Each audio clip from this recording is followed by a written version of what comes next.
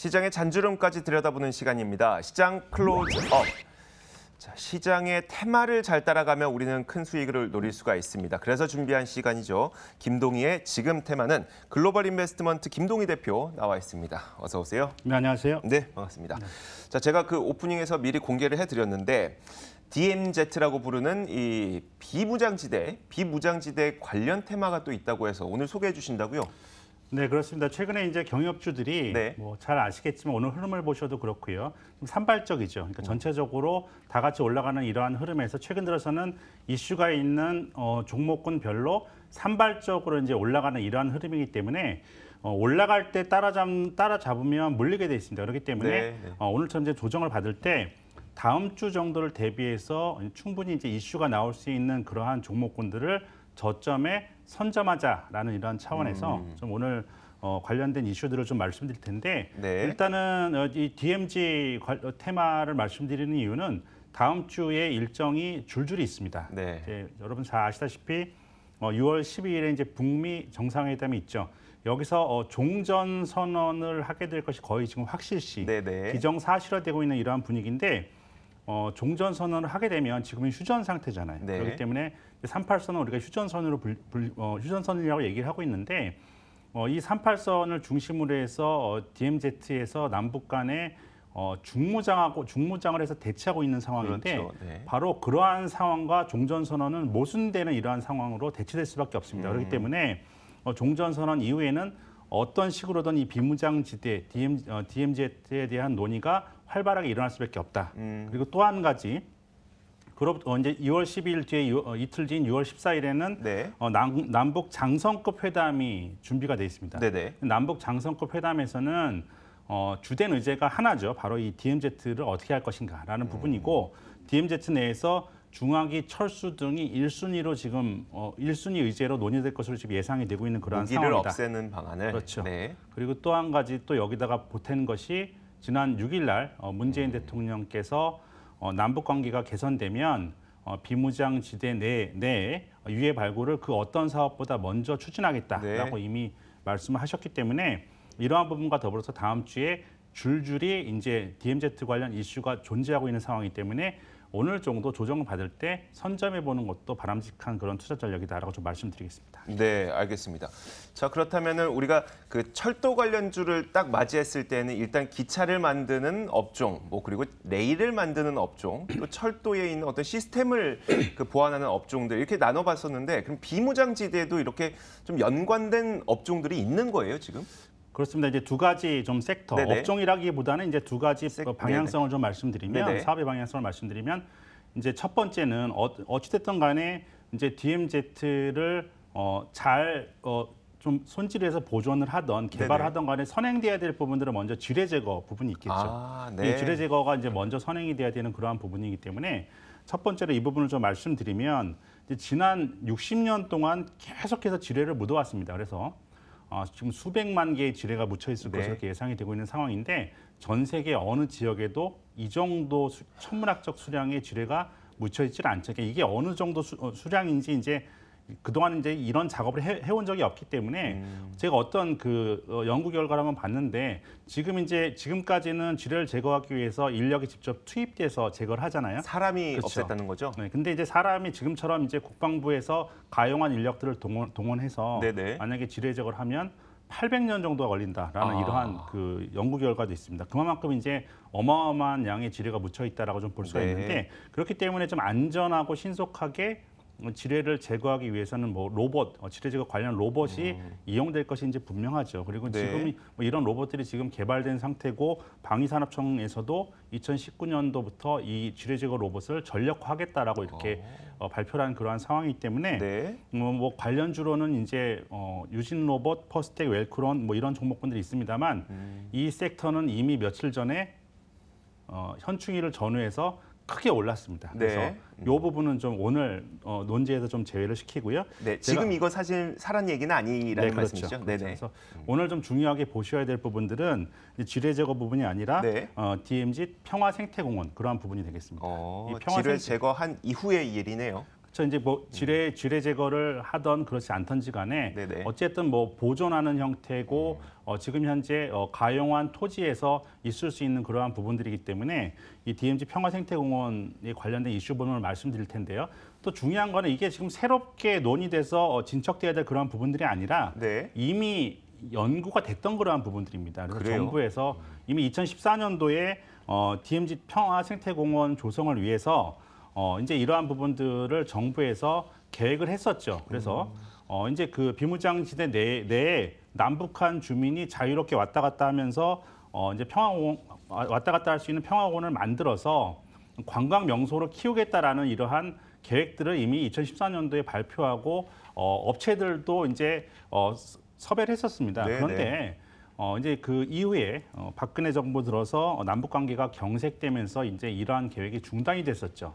그래서 이제 그 새롭게 지금 현재 이제 다음 주에 북미 정상회담과 남북 고위급 회담을 관통하면서 DMZ 이슈가 나오게 되면 바로 이 DMZ 평화생태공원 관련 테마가 다시 한번 크게 부각될 가능성이 좀 크다라고 좀 말씀드릴 수가 있겠고요. 관련 종목군들은 뭐 자연과 환경, 한솔홈데코 그리고 시공테크 같은 종목군들을 우리가 뽑을 수가 있겠습니다. 네, 알겠습니다. 자, 저희가 그러면 이 가운데 탑픽 종목은 무엇인지를 듣기 이전에요. 아무래도 김동희 대표는 테마 투자를 좀 여러 차례 해 보셨으니까 테마를 투자할 때 어떻게 해야 되는 건지 그런 좀 노하우 같은 것들이 있나요? 테마 아까도 말씀드렸지만 네. 테마주의 어떤 순환이 최근 들어서 굉장히 좀 빨리 네네. 돌아가고 있는 그런 네. 상황입니다. 그래서 과거처럼 이제 뭐 기술적으로 이 종목이 올라가는 것을 보고 따라 들어가면은 좀 늦은 경우가 많아요. 그렇기 네네. 때문에 좀 공부를 좀 부지런히 하셔갖고 지금 일정이 아까도 말씀드린 다음 주에 지금 이 DMZ 관련 이슈들은 네네. 이제 줄줄이 남아 있다고 말씀드렸잖아요. 네네. 근데 지금 오늘 같이 조정을 받고 있는 상황이라면 먼저 선점했다가 막상 뉴스가 나와서 급등할 때는 좀 나오는 이러한 전략이 좀 바람직하다라고 좀 말씀드릴 수가 있습니다. 네, 알겠습니다. 자, 그럼 그런 전략을 사용할 수 있는 종목은 어디가 있는지 한번 그 종목을 지금부터 들어보도록 하겠습니다.